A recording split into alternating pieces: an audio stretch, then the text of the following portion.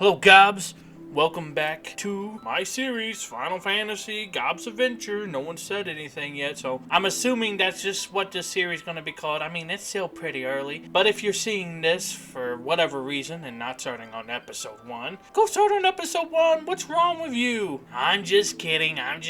Watch this video, then go check it out. But for whatever reason, if you started here, I'm playing Final Fantasies 1 through 16 in order, making a review on every single one as I play and beat them. Eventually gonna start slowing down because the games are gonna take longer, but these first ones are real easy to knock out, and today I'm giving a bit more deeper review than I did in my Final Fantasy 2 video. That one wasn't as good as the first one, so I wanted this one to be good again, and I actually have taken notes this time instead of just going off my head. If you don't know who I am Gob, the Goblin King. I play, talk about, review RPGs and tabletop RPGs alike.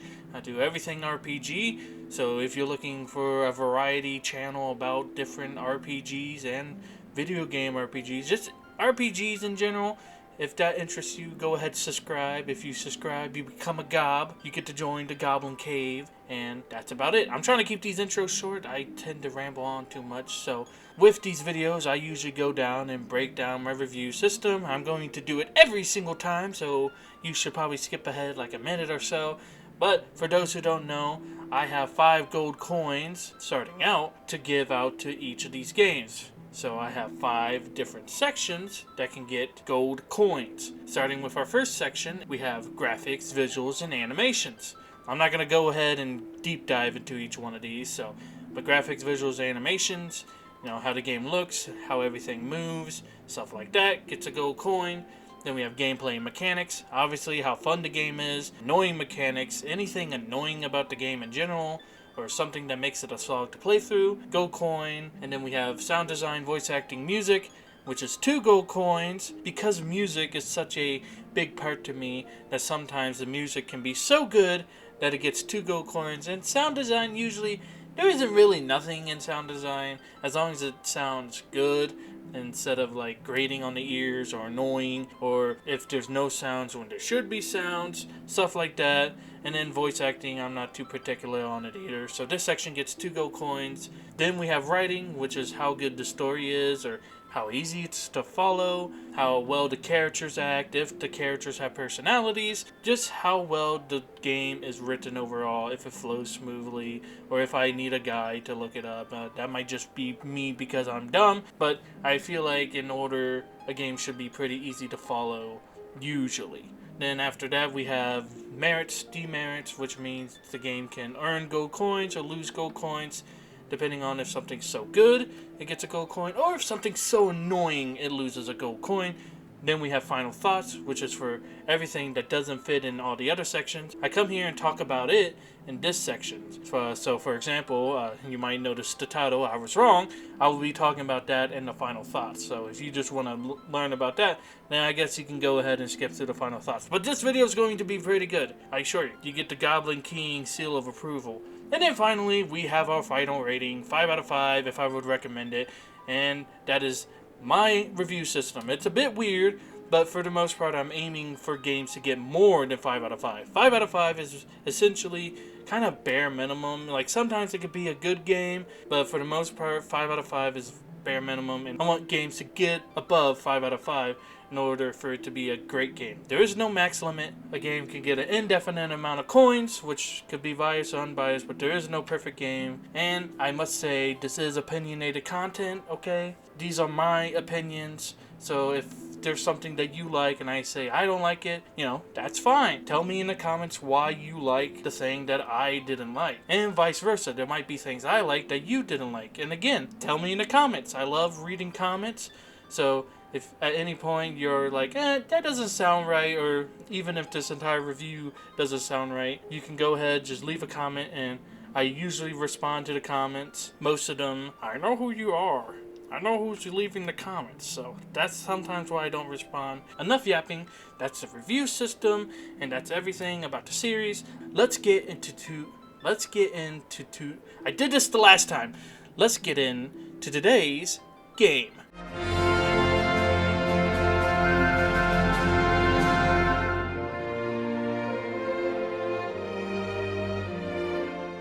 Since this is episode 3, we're obviously reviewing Final Fantasy 3, the third one in the series. As with Final Fantasy 1 and 2, and going forward, I am playing the Pixel Remaster of Final Fantasy 3, and I won't go too much into some of the Pixel Remaster features, but I will touch up on them. I'll let you know when I'm talking about the Pixel Remaster features that weren't present in the original game.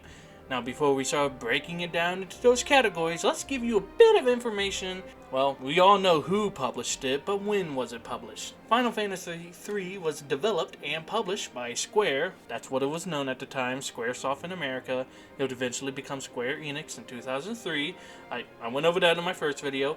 But Final Fantasy III was released in 1990, and it is the last Final Fantasy to be released on the Famicom. Again, we have director Hironobu Sakaguchi coming back to direct this. And again, the music's also by Nobuo Uematsu. And as with the others, this is just a fantasy adventure JRPG. Let's get into today's review. I am excited. I have a bunch of notes. This is going to be a more in-depth, detailed review than Final Fantasy II is, and it's going to be similar to Final Fantasy 1, but I don't think it'll be as long. I don't know. I have a lot to say about Final Fantasy 3, if you couldn't tell, so let's just get into today's review. Starting off at section 1, we have graphics, visuals, animations. Let's start off with the most prominent feature that this game has, because each Final Fantasy has its unique mechanic, so to say. More in that on the gameplay mechanics, but for here, we start to see the introduction of jobs. This is the first Final Fantasy to have jobs. Jobs would eventually go on to become a staple in other Final Fantasies later on, such as 14. Now, jobs are simply just classes. They just renamed it from classes. I'm not sure why. I'm not going to look it up, but I'm going to give you my guess. I'm going to assume that they wanted to diverge from classes, since classes tend to be a D&D thing, which I think Final Fantasy 1 is based off of D&D. So in order to separate themselves, they just went ahead and called it jobs. I love all the jobs in the game because all of them have their own sprites and animations for that job. And sometimes they even change colors depending on which character you give the job to. So these animations include when they die, when they are preparing a spell, when they ready their actions, just everything about them. Each one is separated from the other. It gives each job a unique view, and I mostly enjoy every single job sprite. Even if I don't enjoy it, there's nothing ugly about any of the sprites as previously, because in Final Fantasy 1, whenever you go to get the upgrade, they become these horrid creatures that I'm not showing here. Here, whenever you do get the upgraded class, again, more on that in gameplay and mechanics, but when you do get the upgraded class, they say these small sprites, and I absolutely love these sprites. I think the Devout is very cute, and not only do the jobs have unique designs, but the side characters that you meet throughout the game, all of them have their own design to them. I especially really like Sid and how they portrayed him in this one, and I think they would carry it on to 4, and then eventually each Sid later on in the series will get their own unique design. But here, I really enjoy this variation of Sid. And as always, with the Pixel Remaster, we get the gallery feature that has some really beautiful artwork, and that's a chocobo! Final Fantasy III is also the first time we see summons. Again, that'll be later on in gameplay mechanics, but we see summons that will eventually go on to become staples in Final Fantasy, such as Shiva, Ifrit, Ramu, Bahamut, Titan. I'm not going to name all of them, but we see those summons here. In them, we have the standard Pixel Remaster magic effects from 1 and 2 carried over here, but with the introduction of jobs means there's unique commands now, and each of these unique commands, usually, Dragoon gets jump, which they have an animation of him jumping into the sky, but the most notable thing here is like Geomancer gets terrain magic, and all the terrain magic has its own magic effects. I mean, they're sometimes carried between the class, but for the most part, each job that has any type of like spell casting, such as a bard, have unique magical effects to them, which again, I enjoy the uniqueness. I really like these magical effects. I think they are great. Now, usually map design, it can be gameplay, but it can also be graphics and visuals, but the map design here is very awesome. I'll touch up more on the technical side of the map, but just the overall design of the map, how it looks, I found it very enjoyable. 2, I didn't really like the world map in 2, but here, I love the world map. In fact, I was even caught off guard when eventually you get the airship. You can fly right off the first map into a bigger world map. Granted, it starts out as small. Eventually, you'll do a quest for a water priestess, and you'll help restore light to the water crystal, which rises the rest of the world map out of the water, and it caught me off guard. Again, I was so amazed. It was so fantastic. The map design is just simply fantastic. As opposed to Final Fantasy 1, which has a couple cutscenes, and then Final Fantasy 2, which has like 10 cutscenes, Final Fantasy 3 has a buttload of cutscenes. There are so many cutscenes in this game. I'm not going to be able to go over every single one, but most adventures have some sort of cutscene that happens either in the middle, at the end, but there are tons of cutscenes in this one, and those cutscenes are just really nice. They're a bit hand-holdy. They have text boxes that tell you what's happening on the screen instead of just showing you, but that's okay. I don't really care because we have unique animations for the cutscenes. I mean, they're not entirely unique, but it's just nice seeing more cutscenes, even though towards the end of the game they get a bit long, so if you die, you have to sit there through the cutscene again. But for the most part, they are fairly short and are nice to watch. And as for graphics, visuals, and animations, overall, each job having different unique designs and animations, and each important character having unique designs as well, and even the variety of maps and battle scenes are just all very pleasant and nice to look at. I enjoy like fighting on a river, I enjoy the backdrop there, I enjoy the forest backdrop. There's just so many battle scenes in this game, and they're all pleasant to look at, so there's nothing that was ever hard on the eyes. Aside from that one dungeon, it doesn't taint anything, so whatever. All the other battle scenes look good, so who cares? So with the visuals and graphics and animations and all that looking fairly nice, I have to give this section a gold coin. Shoot! I forgot something. Final Fantasy 3, alongside being the first one to have jobs and summons, we also see, for the first time, we see Moogles being introduced. And I'm not recording it like in Final Fantasy 2. I had to go back and re-record Ultima. I am not going to go fly all the way there because I forgot to record it in my footage. I'm not going to go fly and find the Moogles for you. So you're SOL, buddy. Move on. Our next section is gameplay and mechanics. Now, guys, there is so much to unpack here compared to the first two Final Fantasies, so I'm going to try to keep it short. I won't go over everything. I will touch up on the major parts, so if there's something missing that I didn't cover, then let me know in the comments, but I think for the most part I fairly caught everything major. So once again, all the Pixel Remaster features that are here are very good. Auto battle, the map is great, although it's not really needed, but I'll go over that more later. And then we have autosave. Once again, I'm going to go over those way later. I think they all deserve like their own little special section. I just wanted to say, hey, the features are here, the features are great. Once again, auto battle. I love auto battle. They got me through the first two games, but surprisingly, I didn't really have to use auto battle here. So I'm going to go over that in a bigger section later on. Now, I would like to say that every Final Fantasy has a gimmick, or not really a gimmick, but a mechanic that sets it apart from the others. For example, Final Fantasy II has no character levels and instead individual weapon and magic levels.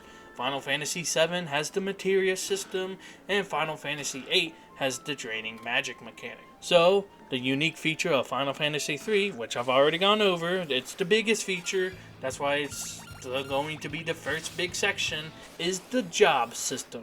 At the beginning of the game, you start with these cute little knights known as Onion Knights. You can name them whatever, they don't really have any canon names, but for the most part they say as these Onion Knights until you get to the first crystal in that first dungeon, where you unlock the first titles, which are the classes we seen in Final Fantasy 1. Then, every crystal thereafter, you get more and more titles. So it kind of creates this incentive, like, oh, I wonder what the next crystal's going to have, and then, oh, I wonder what that crystal's going to have. So it's a player motivation to keep you moving, to keep you wanting to go through the story, just to see what titles the next crystal will have. Now, previously, I've said I was disappointed not seeing unique commands, especially in Final Fantasy II, that there was no unique command, so none of your characters really ever stood out. But here, all the jobs, except for the first ones you acquire, have different commands, and even some functions that are not listed that you either have to find out on your own or talk to the townsfolk and they'll tell you a little tidbit about certain classes. For example, the knight can cover low health party members when their HP is in the red. The knight will instead take the damage for them, blocking them from dying. But not only do they have different commands and hidden functions, but they all wield different equipment. Now, it gives you little symbols, but even then you might have armor of that symbol and that class won't be able to wield it. So there's a lot of trial and error trying to find out what class can wear what exact armor. But for the most part, any armor that you aren't wearing or any armor for a job that you're not going to put on your character, so you know you're not going to put on it, you can just sell it. For example, I never used the Viking job, so I just ended up selling my hammers and whatnot. I don't know exactly what every single command does or all the unique functions that each job has, but I'm not going to go over every single unique command or features that the job has, because sometimes I don't even know what the command does. I just straight up be using it. I don't know what it do, but it looks like it's doing something, so I'm just going to use it. And for leveling up, because in this one you have job levels. When you level up these jobs, the only one that gets more commands as you level them up is Bard. And either I never leveled up any other job enough to see the other commands, or Bard's the only one that technically, they don't really get more commands. They have the sing command and they learn more songs that they sing. Let's be fair, they're learning more commands as they level up. Now, there is no way I am going to sit here and name every single job and what they can do. I am definitely not going to do that. And there's that music. Okay, I guess I have to do this, but here's every single job from what I've seen. Onion Knight, starter class with no uniqueness to it. Warrior, wields armor and martial weapons. Monk, light armor and wields monk weapons. White Mage, no armor and low-level white magic. Black Mage, no armor and low-level black magic. Red Mage, some martial weapons and certain low-level white and black spells. Ranger, light armor and bows. They have the barrage command, which can fire multiple shots at random foes, or all shots at one enemy if there's only one left. We have the Knight, which are more martial weapons and armor, and they have an upgraded defend, which is called guard. They will take damage for low health characters when they're red, which sometimes didn't matter, since sometimes they just get one shot for the rest of their health before they even drop to red. So most of the time the Knight ability really didn't come into play. Moving on, Thief, daggers, they can steal items. They have an upgraded flea called Scram, and they can unlock various doors and dungeons instead of having to use magic keys. The Scholar can analyze enemies, which shows weaknesses and HP, except for bosses. It doesn't show the HP of bosses, but it will show you the weakness. And they have the Alchemy ability, which is an upgraded item ability, which doubles the effect, or somewhere around there. All I know is that the High Potion, which normally heals for 500, instead heals for 1,000. I'm assuming it doubles the potency of the items. We have the Geomancer, which wields bells and uses terrain magic, which is a random spell anywhere from single target spells to AoE to instant kill spells, which sucks in boss battles because most, if not all, bosses are immune to instant death, making the Geomancer a wasted turn. We have Dragoons, which wield lances and can jump, which they fly up for a turn. They can't be targeted by anything. Then next turn they come down and it deals extreme damage to flying creatures. We have Vikings, which wield hammers and axes and can draw enemies' attacks for a round by random chance. Since the ability can miss, this kind of makes this ability stupid. They don't even get it for like the rest of the battle. They just do it for that turn. So it's like, what's the point? Yeah, you might have a chance of drawing the attacks away from the other party members, but again, there's that random chance to miss. And I hate Vikings. I really hate Vikings. I won't elaborate, but I hate Vikings. I hate Vikings so much. Black Belt, the upgraded monk class that can boost their next attack, I think. I can't tell if it boosts their next attack or boost damage, but I know they do more damage on the next attack. And they have the kick command, which lets them hit all enemies. Then we have the Dark Knight, which uses high level swords and katanas, and gets the Blade Blitz command, which allows them to attack all enemies. Evoker, they use low level summon magic, which can only target one enemy. They use musical instruments and gain a variety of helpful songs that affect the entire team or enemies, such as the ability to heal everyone, increase attack, and the best song by far, reducing the damage from everything for the entire party. Then we have the Magus, which is the upgraded Black Mage. They use high level black magic and gain more spell slots than a Black Mage would. We have the Devout, which is the upgraded White Mage.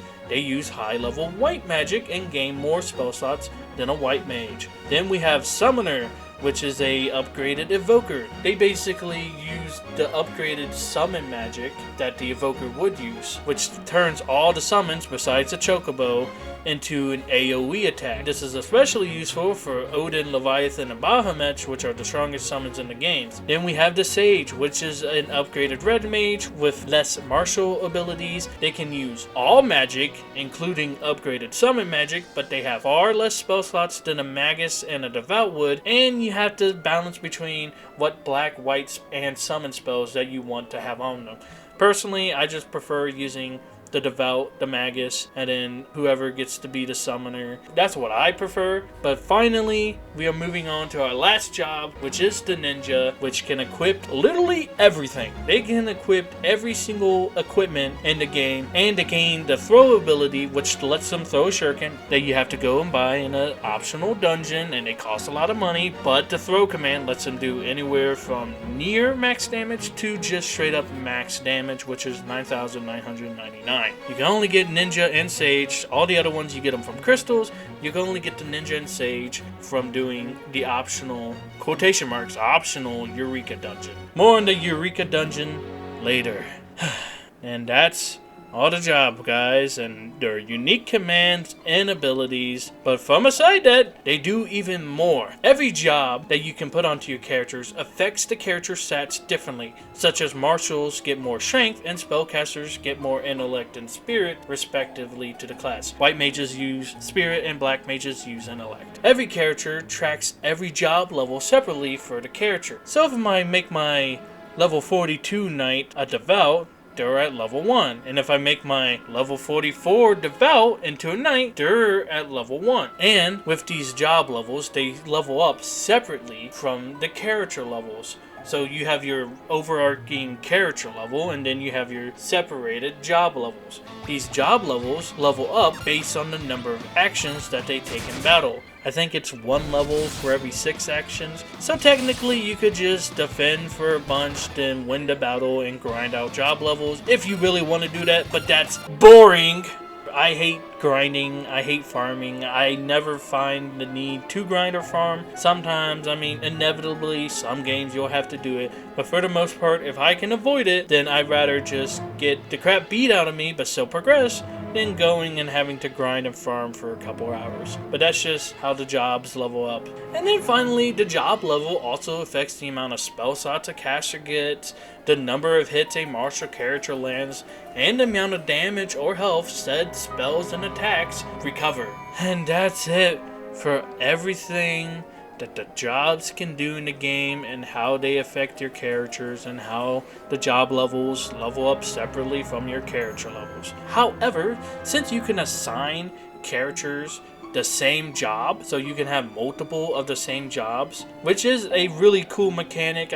Sometimes you like having a devoted character, but there in certain parts of the games, there are dungeons where you're forced to cast many on yourself. You have to play through the dungeon with no way to make yourself bigger during the dungeon. You have to do the entire dungeon as many, which drops all physical attacks to 1 damage or even 0. So essentially, what you want to do is assign everybody on your team either to a red mage, black mage, or white mage slot and give them all like basic level spells. Then you can run through the entire dungeon and do damage to the enemies and eventually the final boss. Screw this rat. I hate this rat so much. Why is this rat so freaking strong? I hate this rat. I went and recorded this specifically to screw this rat. I hate this rat so much. But this also means that before you go to a flying boss, you can make everybody a dragoon. If you have the lances, you can give one lance to everybody. You can make every single person on your team a dragoon, and then you can just have them all jump. So if they all go before the flying boss does, then that means the flying boss is they're not hitting anyone, and then they come back down and they do tons of damage. I didn't record myself fighting a flying boss because all my save points in the game were either before I had the dragoon title or after I've killed all the flying bosses. But I still just enjoy that there are times when you can't just have everybody be devoted to one class. Eventually later on in the game you can, but here throughout the game you do have to change up your jobs in between the characters, and it's just really nice seeing what other commands or how strong a job is by leveling them up. So overall, job mechanic is very fun, and like I said, it was so exciting seeing what titles the next crystal had. It does suck for the final titles that you get in the game, the last jobs that you get in the game, because unless you grind or farm, these jobs are going to be extremely low level if you're just running straight through the final dungeon. The final area is like 3 dungeons in one, so you have the first dungeon, then you go to the second dungeon, you go to the optional area, like I said, where you get Sage and Ninja, in the second dungeon. So if you're just running straight through to the final boss, to the final dungeon, then these jobs aren't going to get anywhere as near as the level as all the jobs you got earlier in the game, obviously. I guess you could go grind and farm or save a lot of the optional bosses just so you can level up said titles, but whatever, that doesn't really matter too much. I managed to get to the final boss just fine, and job level 40 to 50 or even 30 is just it's a good place to be. I never had any problems with the final boss, even with having such low job levels. Granted, it'd be much easier if I grinded a farm, but I am not doing that. With the biggest portion out of the way, let's talk about everything else, or mostly everything else. Again, I'm not going to cover everything. Combat stays the same, where you pick one action for each character, then everybody gets to act in a random order with higher agility, granting a higher chance to act first. Or certain commands go first, such as Bard using the song command. Or it seems that way. Every single time that I've used the song command, the Bard would always go first without fail. I don't know why. I don't know if they programmed it that way, but I do really enjoy that, because once you level up the Bard, you get that healing song. That healing song really starts to heal, and if you're going first, you are always going to recover HP using the song command. Random battles here aren't as tedious like in the previous Final Fantasy 1 and 2, because every battle, or every 3 battles or so, will level up your job level. So as opposed to Final Fantasy 2, which kind of puts a soft cap on your weapon level, once you fight X amount of monsters of this rank, then the job level won't ever level up, the spell level won't ever level up. Here, there is no soft cap. Job levels just keep leveling up.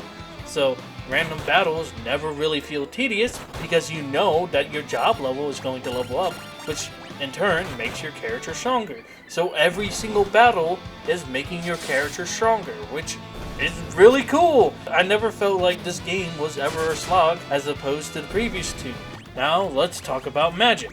As you can see here, Final Fantasy 3, we have the return back to spell levels, which I was off-put at first, but once I saw that you get more than 9 spell levels, because in Final Fantasy 1, you only get a max of 9 spell levels for that level, or rank. So level 1, you only get a max of 9. Here, you can get 50 plus for level 1 spells, and degrading value going down to all the way to level 8. So you can get a lot of spell levels, so I don't really mind spell levels here. In Final Fantasy 2, magic was cast using MP, so going back to spell levels here, like I said, threw me off, but once I saw that you could get a whole bunch of spell levels, it didn't really matter to me. The original names here are also back, because in FF2, it was just fire, and you just leveled up fire spell. But in FF1, every spell past the first one, using fire as an example. So in FF1, fire targeted one enemy. Fire would target all the enemies with low level fire damage. Instead, they carry over the FF2 mechanic where you can choose if you want a spell to target one person or all of them. It doesn't work for everything. It's mainly for spells that either deal damage, such as fire, or spells that heal, such as cure. This doesn't work for some spells. For example, you can't cast raise or upraise on your entire party, So if everyone goes down, you have to revive them one at a time. And this is also true for Flare. You can't cast Flare on all the enemies, you can only cast it on one enemy. Which it can kinda suck, but I understand. I kinda like that limitation.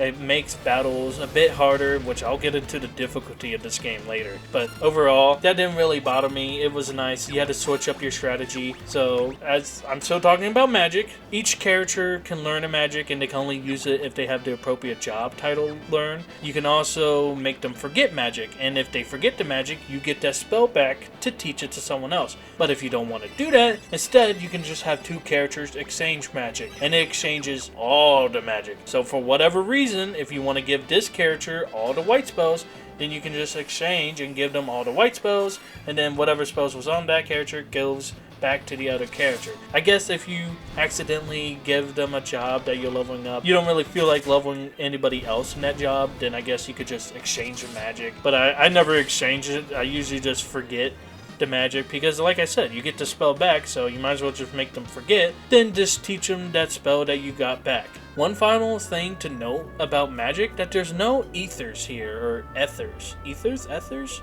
Someone tell me in the comments how to say it, but there's none here. The ethers in previous games either restored your MP in Final Fantasy II or restored one level of each rank in Final Fantasy I. Here, there's no ethers. You can only restore MP at ends, springs, or elixirs. Which also another notable thing, there's no tents because you're always within reach to an end or a spring. So you never really had the need to use ethers. I never had a problem, except in the final dungeon. But again, by that time, I had so many elixirs that it didn't really matter. And elixirs recover all your MP levels. So it's like, whatever. I just thought it was pretty weird not to see ethers. But, you know, it just adds more uniqueness to this game. Now, with other battle mechanics, since we are still somewhat on battles, the formation command is back, and it's pretty much going to stay. I'm pretty sure every single Final Fantasy up until 12 uses the formation command. For those of you that don't know what formation does, formation allows you to place a character in the front or back row. In the front row, they deal full melee damage, but they also take full damage,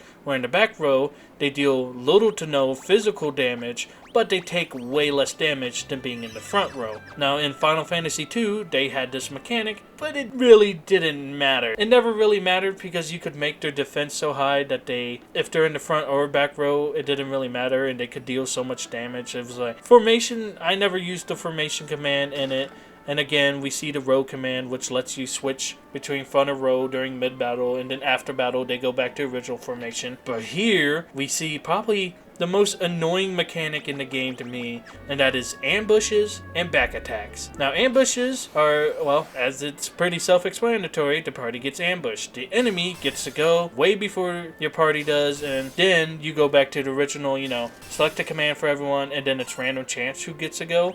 Back attacks are like ambushes, except anybody in the back row is now in the front row. Anybody in the front row is now in the back row. Here, the row command becomes very useful because now you can put all your marshals that are stuck in the back to the front and all your spellcasters that got sent to the front to the back. But sometimes it didn't even matter because back attacks, depending on what area you're in, are extremely deadly because enemies go first, and since your spellcasters can now take the full damage since they're in the front row, they usually end up getting one shot or near death, so you can't even use the row command to put them in the back because if that spellcaster's the healer, well, now they're stuck in the front row trying to heal everybody else. But that's just it. I mean, I like back attacks. They switch up your strategy, they catch you off guard, make you use resources, but they still are pretty annoying.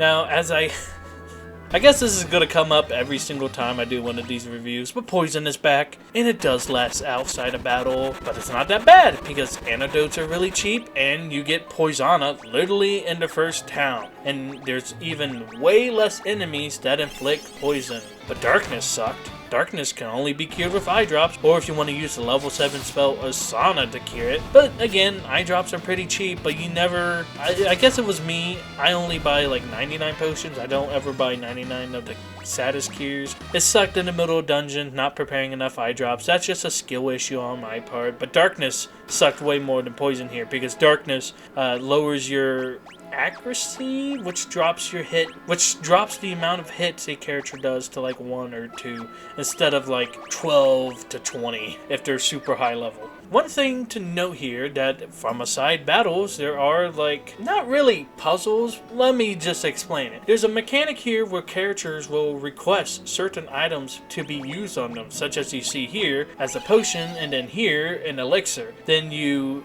get your little inventory menu open up, you select it and you use it on them, and then they usually give you something out of it. But it's useless because they could just pop up a little yes or no menu. It's like, do you want to use a potion on this person? Instead of going into your inventory. Because what's the point in going to your inventory to select a potion when they could just give you this little drop box to say yes? The only time it matters when it came to like locked doors. And when you go to a locked door, it pops up the little command. It's like you can either use a magic key, or you could like, oh wait, let me just switch to a thief and lockpick the door. And that's about the only time. It would have been better, like if someone asked for a potion, you could be like, oh, go into my command menu, or my inventory menu, and let my white mage use cure on them, spend a spell level instead of using a potion. Then it would kind of been cooler, because then you have like multiple options that you can do to help this person. But no, you can only use that one item on them. So it's like, what's the point? Just give me a little yes or no box. Don't let me dig through my inventory. And speaking of inventory, chocobos are back, and they're scattered throughout the forest. I'll explain this more in the travel. But you can use a thing called Geshl Greens, which is Final Fantasy lore that chocobos love Geshl Greens. I think that's how you say it. But basically, you use it on the spot in the chocobo forest, and you summon what's known as a fat chocobo, which is a banking system. Anywhere you can access a fat chocobo, you can get any item that you put into any other fat chocobo. And it's... what's the point? What's the point in putting stuff into the inventory? Are you trying to clear up inventory clutter? Now in Final Fantasy VII, there was times where I had to sit there and dig through my inventory, and since it's active battle, it's better to have a clean inventory. But here, there's no stress. So what's the point in having a chocobo? Like, I guess you could double stock on potions, but you're so readily close to a town that it never really mattered. I don't understand what the point in having the fat chocobo or having the bank system in this game, except for like storing armor. Again, that's just clearing up inventory clutter. What's the point? Tell me down below. Another mechanic that's shown up from Final Fantasy II is that people join your party, or quotations, join. But instead of replacing that fourth member or a party member, they just instead follow your team around, and you can stop and ask them questions, and they'll either tell you a little bit of lore or how they're feeling or your next mission objective. So for example, the first lady, I didn't talk to her, but the princess, she's like, oh, we need to go in here and defeat the Djinn. And then Dash later on, he's like, oh, we need to go to the gnome village, but we can only get there if we use mini, and he gives you the mini spell. So it's much better than in Final Fantasy II, because in Final Fantasy II, people would join your party, and then they would leave, and then they would join, and then they would be like blank slates, so you would have to give them spells, and then have them use weapons, and it was really tedious, because you didn't know when those characters would disappear, so you basically didn't do anything with them. But here, they say join, but they, like, again, they just follow you around, and it's really nice, so it doesn't interrupt your team building, and it's enjoyable talking to these characters, especially Sid when he follows you around. I love Sid. He's such a fun character. Let's move on. We've talked about battles, talked about everything outside of battle. Let's talk about the actual dungeons, which I love the dungeons in Final Fantasy III. Here, the dungeons are so much better. Previously, dungeons in Final Fantasy I were built like mazes, which is why the Pixel Remaster map feature is really good in Final Fantasy I, because you could just study the map instead of guessing where you have to go. In Final Fantasy II, there was nothing but tons of branching hallways that led to empty rooms, so you would go out of your way to explore, thinking you're gonna get treasure, and you get an empty room. Here, dungeons are short and sweet and to the point, besides the final dungeons. I'll keep saying that, but besides the final dungeon, all the dungeons are short and sweet and to the point, and if there are branching paths, they lead to treasure chests. There was rarely ever a time you ever ran into a maze or a dead end or an empty room. There's no empty rooms here. Exploring the dungeons rewarded you with chests, and like I said, the dungeons are short and sweet. So with these short dungeons, there are tons of more dungeons, which means you go on more adventures, which is just really fun. And I love the dungeons in Final Fantasy III, which is kind of why I'm not really liking Final Fantasy IV, but I'll talk about that whenever I get to Final Fantasy IV. We're talking about Final Fantasy III, darn it. And here's why the map feature sucks in this one. Or, it doesn't suck. Here's why items and the spell suck in this one, because with the Pixel Remaster, you get the map feature. There are items called Gnomish Bread and the spell Sight, which when used in the game, just opens up the map menu. It automatically presses the button and you waste a level or eat the Gnomish Bread to open up the map menu that you already have. But in the original, I'd imagine this was very good. It was very good to like pop open a detailed map. But here, like I said, Pixel Remaster comes out on top, automatically gives you the map. And one thing to note about dungeons, and not only dungeons, but castles and other places, there are secret paths, and these you can usually see them by cracking the wall, whereas previously in Final Fantasy II you had to talk to a specific NPC and then they would tell you to go to a specific spot and all you would get is like a little exclamation mark. Here you can see it on the map, and there are tons of these secret paths, and every single one of them leads to either good treasure or more treasure, such as gil and all that, and maybe not good items, but they do lead to more treasures and more resources for your party. So it's very fun to see these. So it was very fun to find and see these secret paths, because you were always going to get something out of it. Unlike in Final Fantasy II, where you just get an empty room. Now let's talk about moving in between the dungeons and across the world map. We're going to talk about travel, and there are far more forms of travel. So first you start off with walking, and then you get limited access to an airship that you run into a rock and blow up. But then you get the canoe, which in previous games lets you travel across rivers, and it does the same thing here, which you rarely ever use the canoe, and it's kind of pointless if you just get it so early.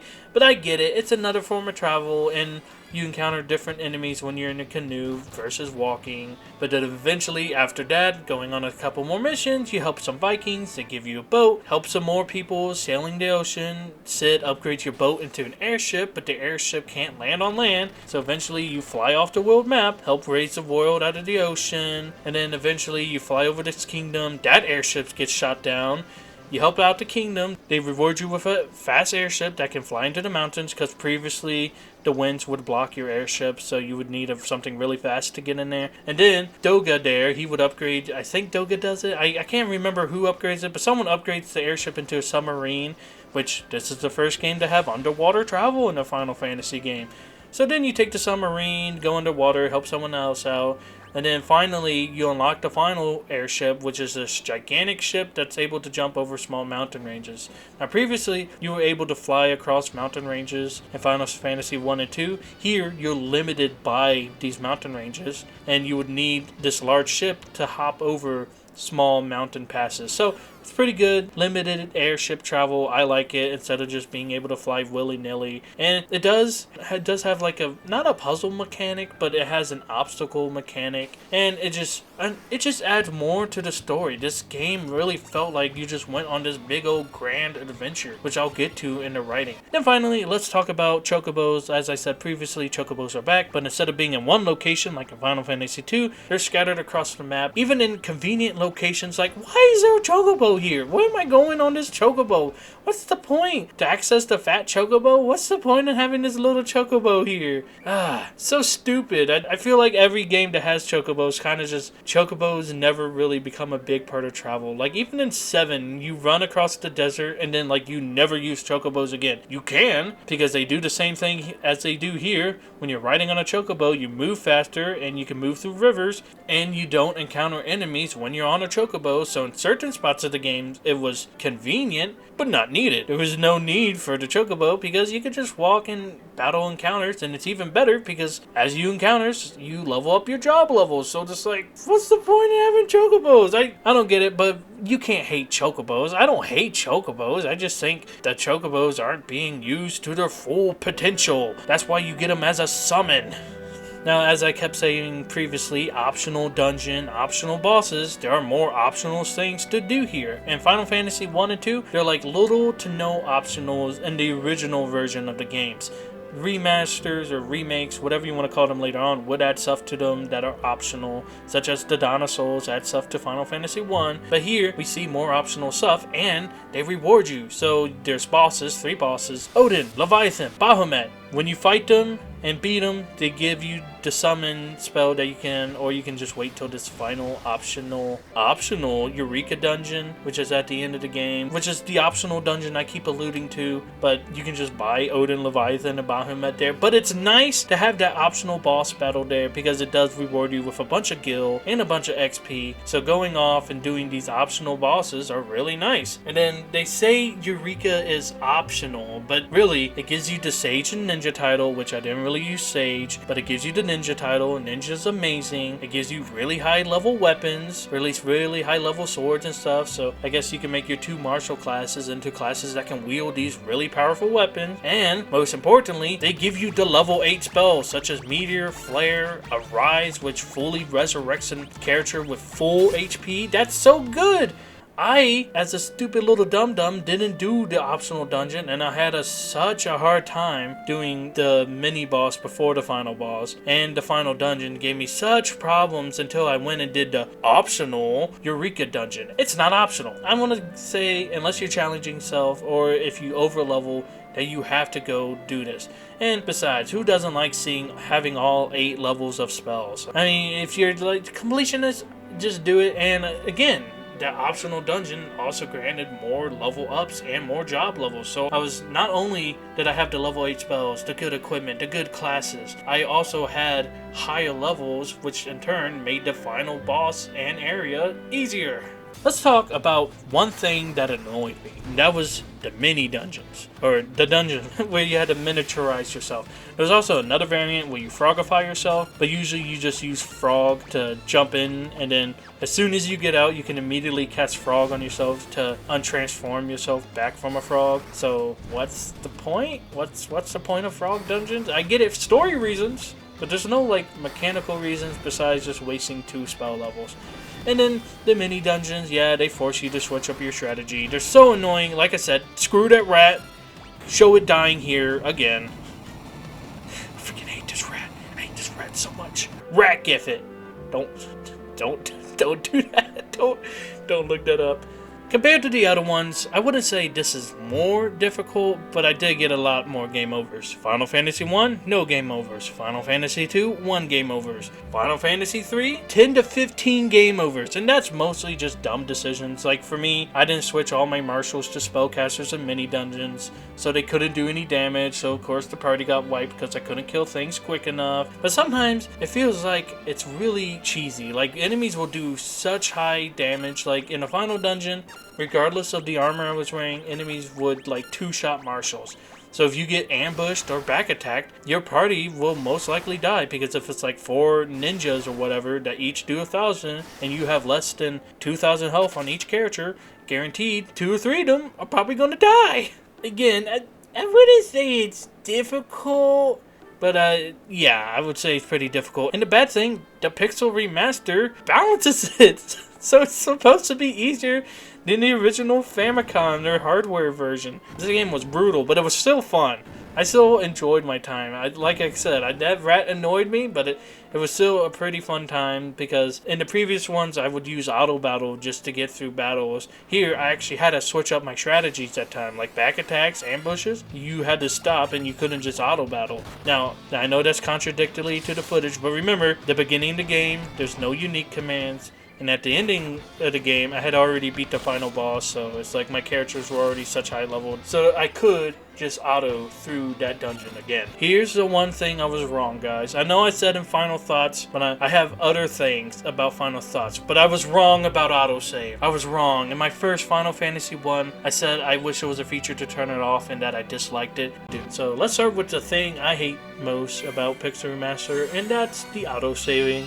I was wrong. The autosave feature is a saving grace. It is so awesome. I love having this autosave because when you are like at the final boss of a dungeon, again, these dungeons in this game were short, but there was certain points where there was a long dungeons and it's like, oh, I don't want to have to restart. Oh, you spawn in that boss room. It also allows you, instead of having to run through the dungeon and redo it, you could just sit right there and redo your team and then fight the boss again once you understood the mechanics. But here, let me tell you about the final segment. So, like I said, you have dungeon, then you go outside where you can walk into another dungeon. This part right here is specifically for saving. I'm assuming in the original game you would save right before you enter into the Crystal Tower. You go through the Crystal Tower, you fight this final boss. So it's not really the final boss, but it's the main antagonist of the game. You fight him, you get sent to the final dungeon, and then you fight the final boss. I think you see where this is going. That spot where you saved right before the Crystal Tower, if you die in the original one, you're starting right back before that Crystal Tower. You would have to walk through the entirety of the Crystal Tower, fight that mini-boss again, fight the final dungeon, and fight the final boss all in one go. Autosave? You start right before the final boss, right before you walk up to the final boss.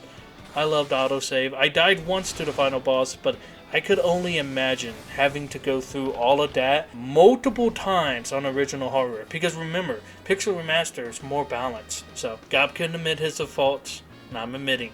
Autosave is great. I don't care what anybody says. I was wrong, and there it is. Now, I also wrong about some other stuff, but that's later on. This was the biggest thing. Autosave is amazing. And that will conclude our gameplay mechanics.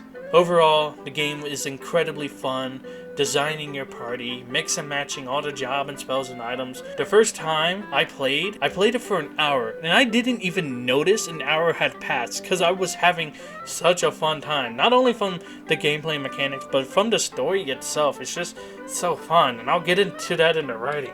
But again, that final dungeon, I'd like to touch up on here, that final dungeon's kind of like a stress test. It's like, did you build your team good enough? Are you good at game? Are you good at game? Did you build your team good enough for this? But again, I love autosaves. Thank you, autosaves. So obviously, this section's going to get a gold coin.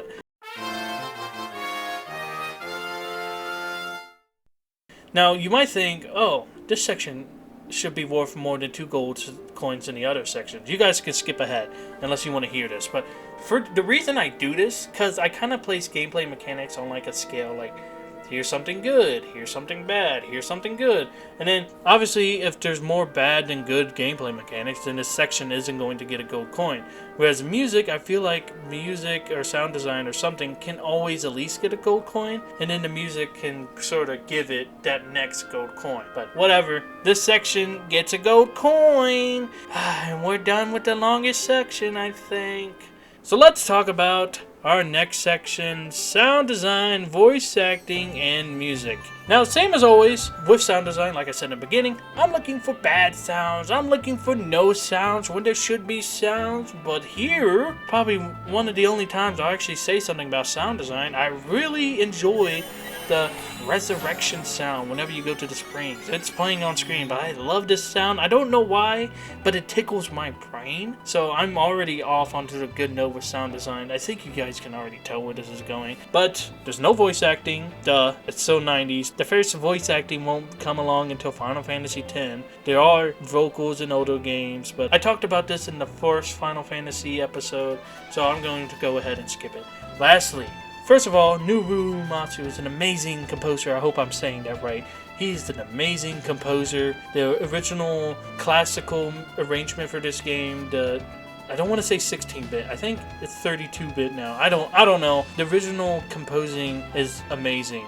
But I gotta say, the Pixel Remaster, which takes all the music and rearranges it, it cooked. In this game, just outside, not even Pixel Remaster, we have Eternal Winds for the world map music. I love Eternal Winds. I always listen usually to Eternal Winds outside of just casual listening. I'll listen to Eternal Winds, whether it's a cover or the original. I love Eternal Winds so much. There's a good vocal cover, I think it's a cover. It has vocal lyrics, and it's so good. And when I heard it for the world map music, ooh, it was so good. The battle music is awesome. The boss battle music is awesome. Even the final boss battle, which is a lot shorter than the versions I listened to, but still, it's so good. And then, from the Pixel Remaster side, the original arrangements for Final Fantasy 1 and 2 are orchestrated. Here, it's rock and brass, and I was so caught off guard. If a song has brass in it, I'm immediately usually going to fold. I love brass, and when you hear the brass segment of the battle song here, oh, it's so good. But guys, I really love the music here. Eternal Winds, so good. It's almost not nostalgic, but it's just honey on the ears to me. I love it so much. One thing annoying about the music that whenever you help out a town, it replaces the town music for that town with victory fanfare, and a lot of towns have original music, but then it replaces it with the same victory fanfare forever. So it's kind of annoying when you go back to that town for a shop or magic or something, but then again, you can kind of use it as like a story tracker to track where you've been at in the story, but the story's not even that hard to follow. So, but again, you could use the music player built inside the Pixel Remaster, or you could just go and look up the town music if you really wanted to. So it's not that big of a deal. It just kind of sucks. I'd rather have the original town music than victory fanfare music. So obviously, sound design, voice acting, and music, it's gonna get 2 gold coins. What can I say? I'm a sucker for brass, for JRPG music, and the JRPG music is so good here. I absolutely love it. Now, let's move on to our last section. Our final section is writing. The story takes around 15 to 20 hours to beat if you know what you're doing, and 20 to 30 on a first playthrough. The writing is very charming to me, although, like I said, it feels on the nose or hold your hand, like it tells you what's happening rather than having it be a animation of what's happening. But I think it's when the game came out, it was generally aimed for a younger audience, so it's going to be sort of hand-holdy and on the nose. But regardless of this, I still found the story super enjoyable and even lighthearted. There were sad moments in seeing certain characters sacrifice themselves, but compared to Final Fantasy II, the story is super lighthearted. There are moments where you can watch people dance, play the piano, even get a whole bar to dance. There are so many charming moments. I think they aimed for more comedy in this one, and I don't know, the story, it was just so enjoyable to me. I'm not going to go over the entire synopsis of the story like I did in Final Fantasy 1, but just a little tidbit. It is sort of like Final Fantasy 1. You have 4 crystals of light. They are orphaned like the characters in Final Fantasy 2. Coincidence? You are the 4 warriors of the light. What happened? Well, originally, the forces of light and darkness, it tells you at the beginning of the game. Spoiler warning before I really divulge into this, but at the beginning of the game, the forces of light and darkness forever balance each other on this plane. When one takes over the other, such as light takes over darkness, 4 warriors of the corresponding element will come and fight back whatever force and bring balance. So, for example, if light takes over darkness, 4 warriors of darkness show up to push back the light. If the darkness starts to overtake the light, then 4 warriors of the light start to overtake the darkness. Here, we see the 4 crystals which help maintain the balance being, well, there's a big earthquake caused by somebody later on. I'm pretty sure it's caused by them, but basically a great earthquake happens, all the crystals sink into the earth, and then from these chasms that the crystals have stunk into, monsters start to spew out. And now you have to restore the light back to the crystals, such as in the first game, and you just travel from town to town, kingdom to kingdom, solving people's problems, restoring the crystal's light, and eventually fighting back the darkness so that light and dark can come to a balance. Even the 4 warriors of darkness come along to help you bring balance back to the world. That's essentially the story. There were moments where I had goosebumps. I talked about a long cutscene, and during the ending, the players need to get through a room, but they fall for a trap and they're about to be eaten by 4 drakes. The original Doga, he goes around and grabs people. I think you're seeing it on screen. I don't know if I recorded it, but he basically goes to each town. He goes to people that you helped. We even see Desh, the hero, returning alive. He had previously sacrificed himself. He comes back alive. I'm a big sucker for warrior coming back alive. When someone dies and then they come back, ooh, I fall for it every single time. To seeing them come together to help the warriors, and then when you inevitably fight the final boss and lose, it's a, you get killed instantly. They all come together, and the 2 spellcasters sacrifice their lives for you. Or they're technically dead, but they spend the rest of their spirit force to resurrect the party and send them to the final dungeon. And it's so nice seeing all the characters come through this game. Besides this dude. This is just some guy, by the way. The only thing he did is he thought he was delusional, and he thought he was the Crystal Warrior along with 3 other men that looked like him. They thought they were the Crystal Warriors. And the only thing they did is your party saves them, and then later on there's a witch that's about to trick you, and then they come along and they're like, oh no, these are the Crystal Warriors. And then the witch is like, well, if you guys say they are, then I guess they are. And then they give you a pair of shoes that let you fly across a bottomless bog to the manor to unlock your ship. It's a long story, but basically, I don't know why they just have some guy here helping you. I feel like there was a better character. They could have had like the village elder, or there's a character that also sacrifices her life, but they could have had Arya come back and have another person return alive, and that would have been way much better than some guy. But I guess he's charming in his own right. Fine, he can stay. But that cutscene, I really love that cutscene. So the story for this game is very charming, and it's lighthearted for the most part, and I've really found myself enjoying the entire story. I mean, again, there was dungeons that irked me a little bit, but for the most part, overall, the writing, the personality of the characters, Sid kind of being like this, I don't want to say country bumpkin, but it would be in a nice way. But him being more like, I don't know how to put it, but I just love him being like this unspecificated. So I'm not gonna try it. You know what I'm trying to say. He's a country bumpkin. The princess falls in love with one of the warriors, or all the warriors. It's not really specified. I think you pick one person to be your party leader, and you can swap between them. And then essentially during the final cutscene, the princess falls in love with them and follows them around and whatnot. Overall, I enjoyed all the twists in the story, all the darker moments, all the lighthearted moments. It was overall just a really fun story. I have to give it a gold coin. And I might even give it another gold coin. I really feel like this game deserves a 6 out of 5. But let's get to my final thoughts. And I want to talk about why I was wrong. I was blind. I didn't know what I was going to get into when I started the series. I kind of knew for each of the games I played like the first 5 minutes when I was way younger. So I sort of knew like the beginning of the game and sort of how each one plays out. But I kind of forgot about it because I thought Final Fantasy IV was Final Fantasy III, and Final Fantasy VI was Final Fantasy IV. I was all sorts of jumbled. It could have been just how they released it in America too. I mean, I wasn't definitely old enough, but I don't know. I was just, maybe Gob's just a little dummy, but I didn't realize how bland Final Fantasy 1 and 2. I mean, they are pretty early. I guess you can even say they're archaic in a manner, but there was a person who left a comment in the first video, and they really opened my eyes. And it's kind of like Final Fantasy 3 is really good. It's not even, I don't even think it's me personally, but I think it's just a really good game to me. It really stuck with me, and it feels like Final Fantasy 1 and 2 combined, which makes sense because it came out in '90, which is 2 years after Final Fantasy 2 came out. But it feels like they took everything good of 1 and 2, combined it, and put it into 3. And it made 3 amazing. Now, the story isn't the most complex or deep or anything, because your 4 characters that you play as, their personality is what you put into them, because they don't really have a personality to themselves.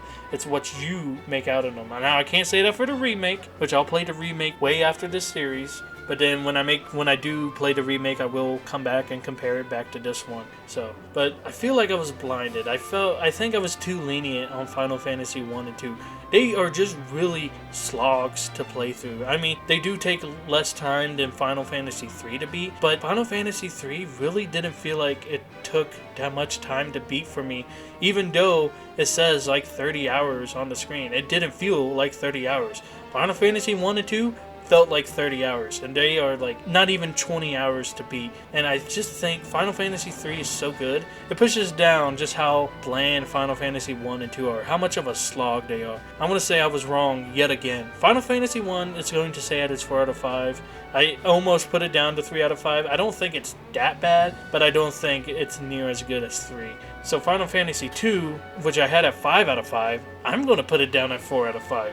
Just because of how much a slog everything kind of feels like. I know some people like Final Fantasy 2, but for me, I just like 3 so much. So it's probably going to ruin Final Fantasy 4 for me. I can already tell you, Final Fantasy 3 raised my expectations way too high for Final Fantasy 4. So, final rating for Final Fantasy 3, I think I'm going to go ahead and give it a 6 out of 5 gold coins. Because the music, the writing, the map, how much it caught me off guard, the Pixel Remaster features, everything about it is just so good. So if there's anyone that you're going to play, I'd probably recommend this one. Because there's even a bit of replayability, because with just how much you can customize your party and what jobs and how they level up and the items and stuff that you can get and all the optional stuff you can do. It's just so good. It feels like you can get a unique experience every time you play it. Now obviously not in the beginning, you do have to get past the beginning, but once you start to get a mix and match of titles, you can really just create a team and you can challenge yourself by beating it with certain teams. I guess you can almost play it like Pokemon, where you just keep challenging the final league with different teams and seeing how they go. So Final Fantasy IV, you're not doing good so far, but I'm expecting much better results as I go throughout the game. You better get better, or else you're gonna get I don't know, below a 6 out of 5, whatever. Boom, final rating 6 out of 5. Put it here, right here. This is the whatever victory theme, whatever. 6 out of 5 gold coins. And let's talk about, well, I said final thoughts, but let's really get to my final thoughts. See, it's kind of like Final Fantasy, because it was supposed to end with the first one, but then they made a second and a third. Here's my final thoughts. As always, the Pixel Remaster, in my opinion, is the best way to enjoy these games. The auto battle, the map, the autosave, the arranged music, it's all just so much better than the original games. I'm not a purist. Play the games however you want to enjoy them. Would I still recommend Final Fantasy 1 and 2? Yes, but I'd suggest Final Fantasy 3 way more than those games. So let's go over the final ratings. I did this at the end of the second one. I did not do it at the end of the first one. So Final Fantasy 1 is going to go from a 10 to a 12. Final Fantasy 2 goes from 7 to 10. And Final Fantasy 3 goes to 4. So I might be overzealous and giving it a 6 out of 5, but it's my review, and I get to say I might be wrong way later on in the series, but I think Final Fantasy 3 it's just so good. I find myself listening to the music even now outside of the game. And that will be today's episode. Did you enjoy it? Leave a like. Did you not agree with me? Leave a comment.